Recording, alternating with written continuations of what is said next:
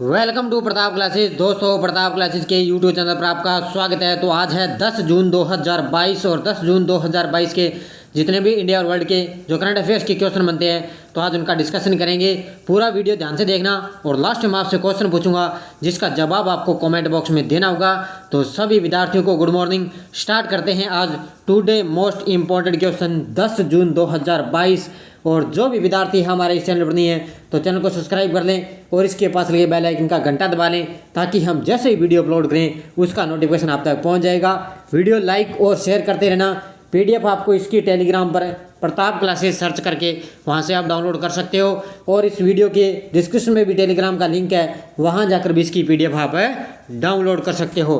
तो स्टार्ट करते हैं हमारा यस्टरडे रिवीजन। देखिए एक बार, हाल ही में भारत ने किस देश को हराकर पहला FIH हॉकी 5S खिताब जीता है? तो अभी भारत ने क्या है, पोलैंड को हराकर पहला FIH हॉकी 5S खिताब जीता है। हाल ही में किसने आज़ादी का अमृत महोत्सव डिज़ाइन के साथ सिक्कों की नई श्रृंखला लॉन्च की है?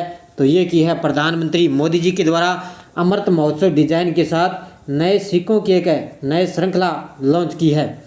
हाल में पर्यावरण प्रदर्शन सूचकांक में कौन सा देश पहले स्थान पर है? तो पर्यावरण प्रदर्शन सूचकांक में डेनमार्क पहले स्थान पे है। उसके बाद में देखो, हाल ही में मारुति सुजुकी ने किस राज्य में एशिया का सबसे बड़ा 20 मेगावाट का सोलर प्लांट लगाया है? तो ये लगाया है हरियाणा के मानेसर शहर में। कहाँ पर लगाया है? हरियाणा के मानेसर शहर में मारुति सुजुकी ने एशिया का सबसे बड़ा 20 मेगावाट का सोलर प्लांट लगाया है। हाल ही में भारत ने किस राज्य में परमाणु सक्षम अग्नि 4 बैलिस्टिक मिसाइल का सफल परीक्षण किया है? तो अभी भारत ने उड़ीसा में क्या है, अग्नि 4 बैलिस्टिक मिसाइल का सफल परीक्षण किया है। हाल ही में किस राज्य ने कॉलेज के छात्रों के लिए नाल्या थिरन कौशल कार्यक्रम शुरू किया है? तो ये किया है तमिलनाडु ने। अभी क्या है, कॉलेज के छात्रों के लिए नाल्या थिरन कौशल कार्यक्रम शुरू किया है। हाल में भ्रष्टाचार रोकने के लिए किस राज्य सरकार ने मोबाइल ऐप लॉन्च किया है? तो भ्रष्टाचार रोकने के लिए अभी आंध्र प्रदेश सरकार के द्वारा मोबाइल ऐप लॉन्च किया गया है। तो इसमें क्या है, कोई भी जो अधिकारी है वो क्या है, भ्रष्टाचार के खिलाफ उनके खिलाफ क्या ऑनलाइन शिकायत दर्ज कराने के लिए मोबाइल ऐप लॉन्च किया है। किसने? आंध्र प्रदेश ने। तो ये हमारा यस्टरडे रिवीजन था। स्टार्ट करते हैं आज का हमारा करंट।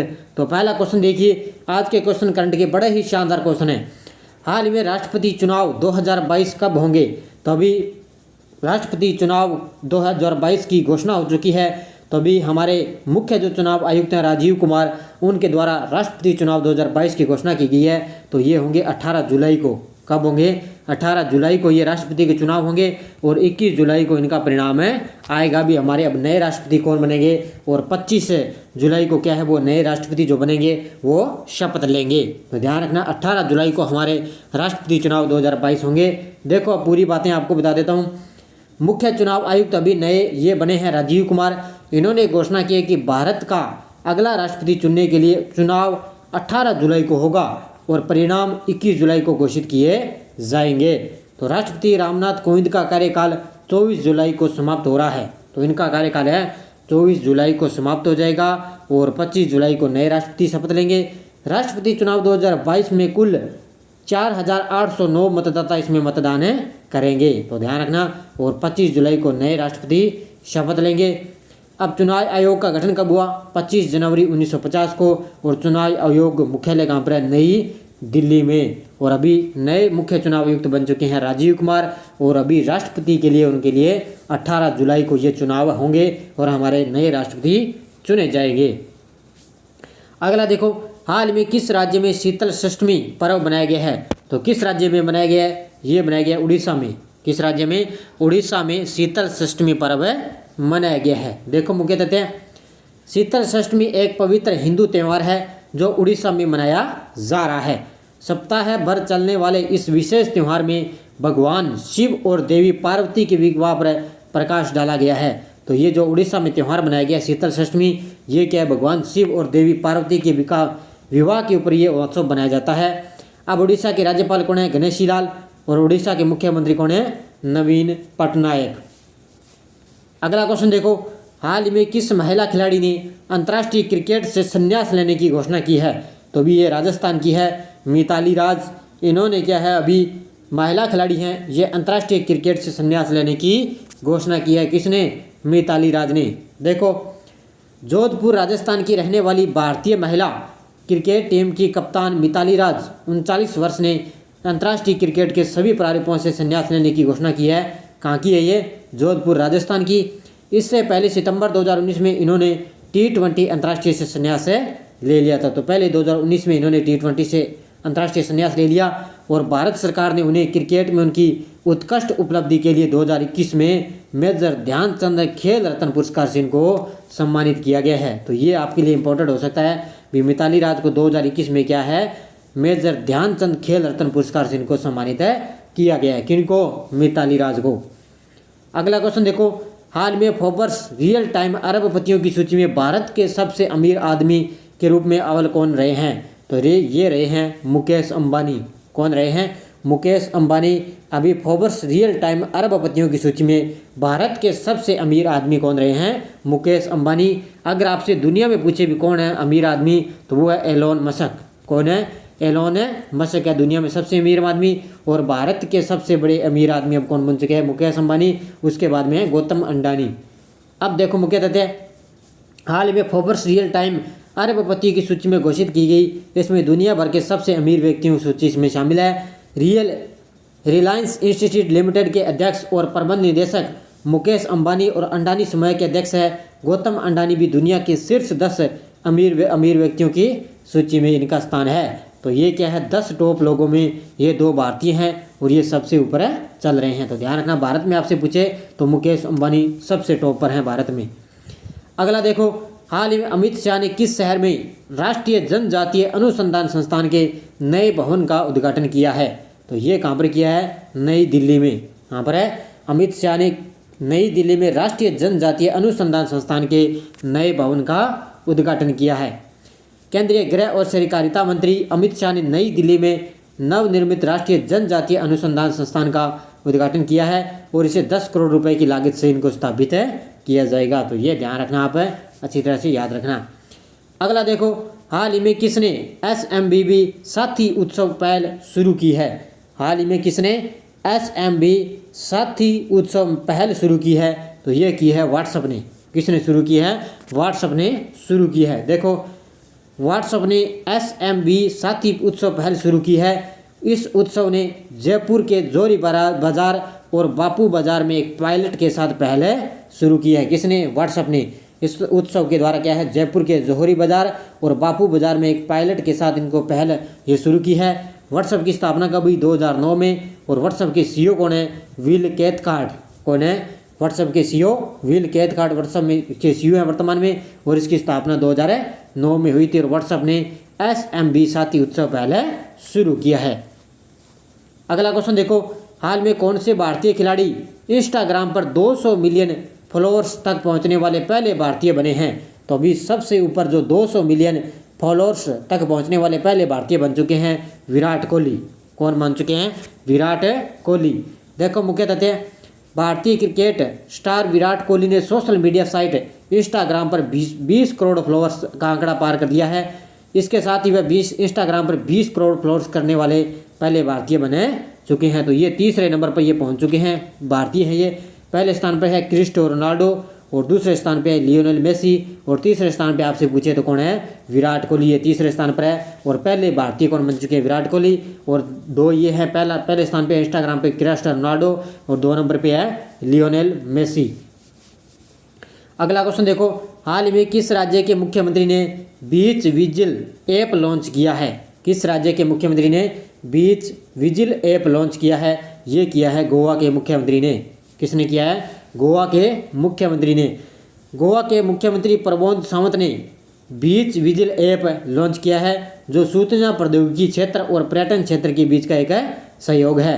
इसमें अब देखो, गोवा वन्य जीव अभ्यारण्य कौन से गोवा में? एक तो है भगवान महावीर वन्य जीव अभ्यारण्य, एक है कोटेगांव वन्य जीव अभ्यारण्य, एक है बोंडला वन्य जीव अभ्यारण्य। ये कहाँ पर है? गोवा में है। और गोवा में एक त्यौहार मनाया जाता है, गोवा आम महोत्सव। ये गोवा में मनाया जाता है। और अभी बस इतना आप याद रखना भी, गोवा के मुख्यमंत्री ने बीच विजिल ऐप लॉन्च किया है। तो ये आपके लिए खास है। अगला क्वेश्चन देखो, हाल ही में किसने विश्व खाद्य सुरक्षा दिवस पर FSSAI का चौथा राज्य खाद्य सुरक्षा सूचकांक जारी किया है। अब आपको पता है भी अभी 7 जून को क्या है, विश्व खाद्य सुरक्षा दिवस मनाया गया है। कब है? 7 जून को विश्व खाद्य सुरक्षा दिवस मनाया गया है। इसी अवसर पर क्या है, हमारे जो स्वास्थ्य मंत्री हैं मनसुख मंडाविया ने क्या है, इस पर FISS का चौथा राज्य खाद्य सुरक्षा सूचकांक जारी किया है। किसने? स्वास्थ्य मंत्री मनसुख मंडाविया ने। और ये विश्व खाद्य सुरक्षा दिवस है जो 7 जून को मनाया जाता है। अब देखो पूरी बातें। विश्व खाद्य सुरक्षा दिवस के अवसर पर केंद्रीय स्वास्थ्य मंत्री मनसुख मंडाविया ने चौथा राज्य खाद्य सुरक्षा सूचकांक जारी किया है। भारतीय खाद्य सुरक्षा और मानक प्राधिकरण FISS ने 5 खाद्य सुरक्षा श्रेणियों में राज्यों के प्रदर्शन का आकलन करने के लिए एक रिपोर्ट तैयार की है। तो इसने क्या है, मानक प्राधिकरण ने एक रिपोर्ट तैयार की है। इसका मतलब चौथा राज्य खाद्य सुरक्षा सूचकांक में इस बात की रैंकिंग है कि प्रत्येक राज्य में भोजन कितना सुरक्षित है। तो ये ध्यान रखना इसका। और अभी तमिलनाडु इस वर्ष प्रमुख राज्य में सर्वोच्च रैंकिंग करने वाला राज्य है। भी भोजन इसमें कितना सुरक्षित, इसमें क्या है, तमिलनाडु सबसे ऊपर है।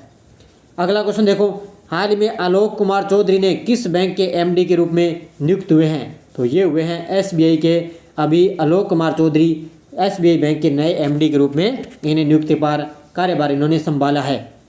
आलोक कुमार चौधरी ने भारतीय स्टेट बैंक के नए प्रबंध निदेशक के रूप में कार्यभार संभाला है। अब भारतीय स्टेट बैंक की स्थापना 1 जुलाई 1955।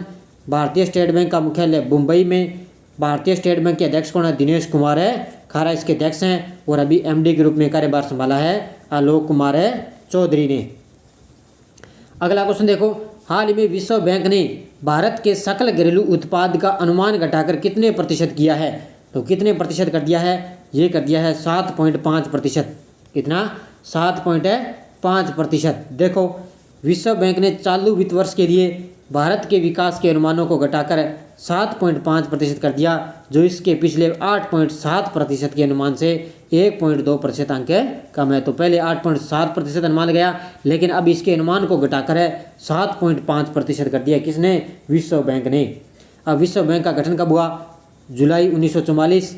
और विश्व बैंक के अध्यक्ष कौन है वर्तमान में? डेविड मालपास से, जो वर्तमान में अध्यक्ष हैं। तो ये आपको पीछे मैं डिटेल ये क्यों बताता हूँ, क्योंकि कई बार इनकी स्थापना या अध्यक्ष वर्तमान में ये पूछे लिए जाते हैं।